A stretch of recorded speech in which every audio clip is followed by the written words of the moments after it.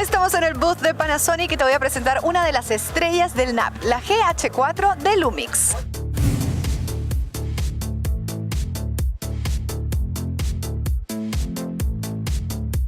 Because we're going to talk about something really cool. Well, yeah, so you see this big, monstrous professional camera right here? Well, that's actually this little camera right here. So what we've done is we have decided to make exceptional affordable for consumers out there by offering the ability to record that 4 times high definition called UHD experience in a little tiny interchangeable lens camera like this. You can get broadcast quality now along with beautiful photographic quality prints with this camera.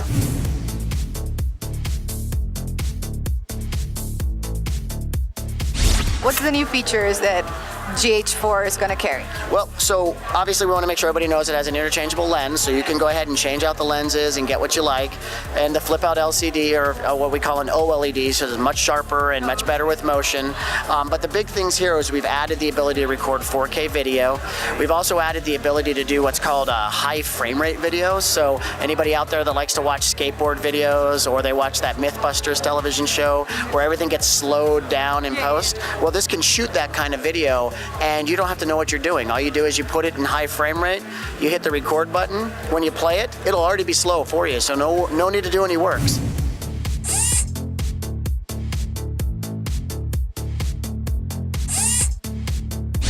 Last year we were in Japan and we were testing GH3, and it was it kind of have this rugged feeling that even though you're shooting or taking pictures in weather conditions that are extreme, dirt, rain and everything, the camera responded super good. Well, this is the big brother to the GH3, but it comes from the same casting actually. So it's just as rugged as the GH3, it's just as weather sealed. Now certain lenses have to be used to make sure water's not going to get in there. It's not going to be every single lens in the world that'll allow you to do that.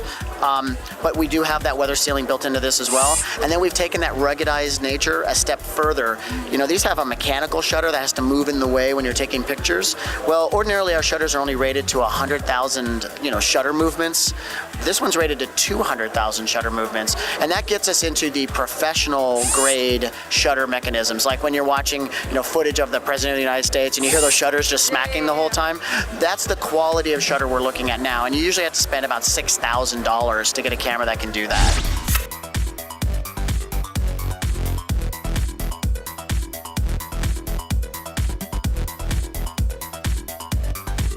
So for professional use, broadcasting, it has a new thing with this base right here, right? Right, so what we can do is we can attach the GH4 to what we call our YAGH interface module.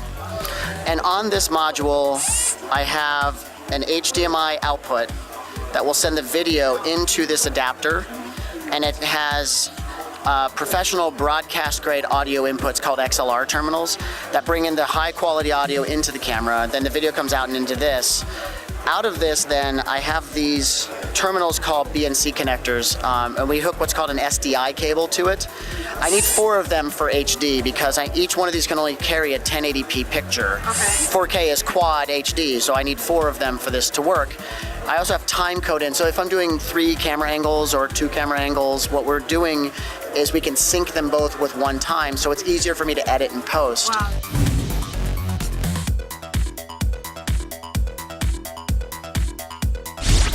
How much are we talking about here? It's $1,700, so okay. you're getting it. The body, right? That's for the body. That'd be like this. And then lenses, you can get lenses starting anywhere from about $300 and moving their way up. Is this one still in the mirrorless category? Yes, there is no mirror. So an SLR, for those of you who are unaware, has a funny little mirror that gets in the way when we're shooting photos so we can see through the viewfinder. Well, we don't need it anymore because we see LCD screens and OLEDs now, and they want to see the light all the time. So we took that mirror out.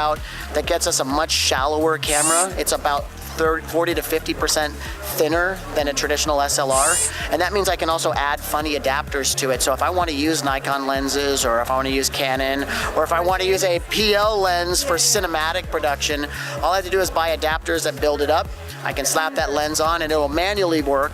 I have to manually focus just like it's 1968 again, but I can still use that glass and get some beautiful photos and video. So Perfect. Thank you very much, Matt, for your... Thank you again. It's always great to see you.